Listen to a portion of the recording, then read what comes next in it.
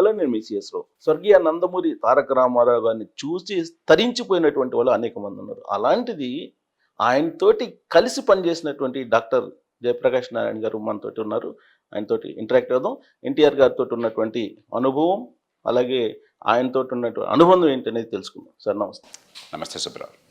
Sir మాకైతే jealousy నిజంగానే.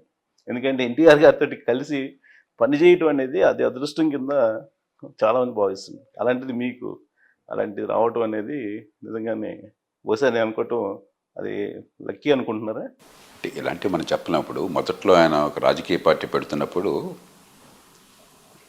నేను ఒక ట్రైనింగ్లో ఉన్నటువంటి యువాధికారిని. కొంతమంది ఇతర పార్టీల ప్రముఖులు, కాంగ్రెస్ ఇతర పార్టీల ప్రముఖులు, జనతా అలాంటి వాళ్ళు ఉన్నారు, టీడీపీలో చేరదామని చెప్పంటే అప్పుడు జార్జ్ ఫెర్నాండెస్ గారు వారిని వారించారు.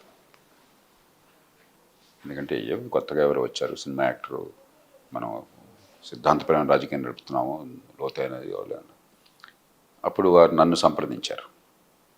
నేనంటే గౌరవం ఉన్న కారణంగా కొంతమంది ఎమ్మెల్యేలు కానీ కొంచెం సీనియర్ స్థాయి నాయకులు. నేను కూడా ఫెర్నాండెస్ గారు చెప్పింది కరెక్టే కదా అన్నాను. ఎందుకంటే సినిమా రంగం వేరు, ప్రజాజీవనం వేరు అని చెప్పని నేను కూడా అనుకున్నాను. కానీ తర్వాత ఒక అధికారిగా ఆయనతో పని దగ్గరగా చూసిన తర్వాత వ్యక్తిగతంగా సహజంగా సాన్నిహిత్యము, అనుబంధం ఏర్పడుతుంది. మా ఇద్దరికి మాకు ప్రత్యేకమైనటువంటి సంబంధం. ఎందుకంటే రోజు బోళ్ళంతా పోటాడుకునేవాళ్ళం. సగటున ఆయనతో నేను కలిసి పనిచేసిన కాలంలో రోజుకు 2 గంటలు మేమిద్దరం యుద్ధమే. ఎందుకంటే ఆయన చాలా గుండెతట ఉన్న మనిషి. ఒకసారి నిర్ణయం చేసుకుంటే ఆయన వెనక్కి వెళ్ళరు.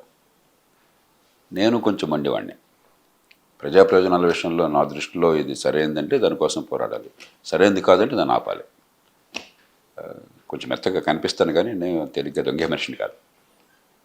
మరి అధికారం ఆయన చేతుల్లో ఉంది, నా చేతుల్లో అధికారం లేదు. నా చేతుల్లో ఉన్నదల్లా తర్కం, కాస్త ఆలోచన. ఆయనకున్నది ప్రజాదరణ, ప్రజల పట్ల ప్రేమ, గొప్ప ఆవేదన, మంచి హృదయం. కాబట్టి సంఘర్షణ అంటే ఆయనకు వెళ్ళలేదు. చాలా సందర్భాల్లో అది అనివార్యం.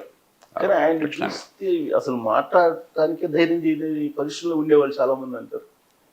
అంటే ఇప్పుడు అయినా కూడా ఆయన మాట్లాడనిచ్చారంటే ఆయన గొప్పతనం. అది సర్వాధికారము ఉండి మీరు ఒక అధికారిని ముఖ్యమంత్రి కానీ ప్రధానమంత్రి కానీ మరుక్షణం తీసేయచ్చు కదా. పూర్తిగా వాళ్ళ చేతుల్లో ఉంది. అయినా కూడా చర్చ అక్కడి దాకా వచ్చిందని చెప్పంటే అది గొప్పతనం ఆ నాయకుడిది. ఒకటి, ఆ నాయకుడికి ఆత్మవిశ్వాసం ఉండాలి. నేను చెప్పిన దాన్ని కాదన్న మాత్రం చేత నాకేమీ పరువు నష్టం కాదు, నేను తక్కువ వాడిని కాదని ఆత్మవిశ్వాసం ఉండాలి. అందరికి అన్నీ తెలియనక్కర్లేదు. 2, చిత్తశుద్ధి ఉండాలి. సమాజం పట్ల విపరీతమైన అనురక్తి ఉండాలి. కాబట్టి సమాజం కోసం పనిచేస్తున్నాం కాబట్టి, కానీ సొంతం కోసం కాదు. దానికి ఎక్కడ ఏది పనికొచ్చినా తీసుకోవాలన్న తత్వం ఉండాలి. 3, కొంత వినమ్రత ఉండాలి. ఎంత పెద్ద ప్రజాజీవనంలో మనం ఎంత గొప్పవాళ్ళమైనా కూడా మనకు తెలిసింది పరిమితమే. మనం ఎంత ఆలోచిస్తున్నా కూడా తప్పు కావచ్చేమో అన్నటువంటి వినమ్రత ఉండాలి. 4, నిజాయితీ అంటే ప్రేమ ఉండాలి. ఎన్టీ రామారావు గారు ఇవన్నీ కూడా పూర్తిగా మూర్తీభవించిన మనిషి. చాలామందికి ఆయన గొప్ప కోట్ల మంది హృదయాలను దోచుకుంటున్న మహానటుడుగా, ఒక దేవతా స్వరూపంగా తెలుగునాట కానీ బహుశా భారతదేశంలో చాలా ప్రాంతాల్లో కానీ మీరు దేవుణ్ణి ఊహించుకుంటే రాముణ్ణి కానీ కృష్ణుడిని కానీ మరో దేవుణ్ణి ఊహించుకుంటే ఎన్టీ రామారావు ఊహించుకుంటారు. మీకు మీ మనసుకు స్ఫురణ వచ్చేది. ఆయన అంతగా తాదాత్మ్యం చెందారు ఆ పాత్రలో, అంతగా ప్రజల మనసును దోచుకున్నాడు ఆయన. కానీ ప్రజాజీవనంలో ఒక నాయకుడిగా తెలుగునాటే కాదు ఈ దేశ రాజకీయ చరిత్రలో, స్వతంత్ర భారతంలో ఆయన అద్భుతమైన పాత్ర.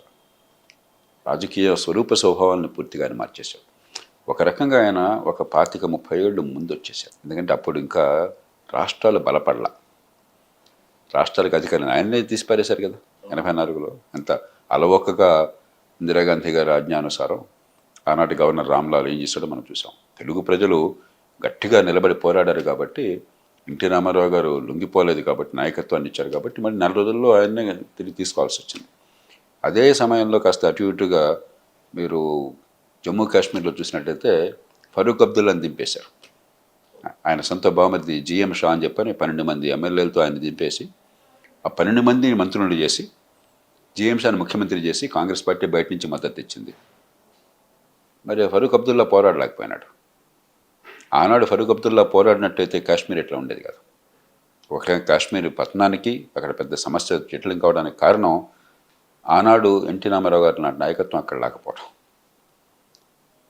కాబట్టి ఈ ప్రభుత్వాన్ని ఎంత ప్రజాదరణ ఉన్నా కూడా ప్రభుత్వాన్ని ఒక్క చిటికలో ప్రధానమంత్రి హుకుంతో దింపేసేటువంటి రోజులు.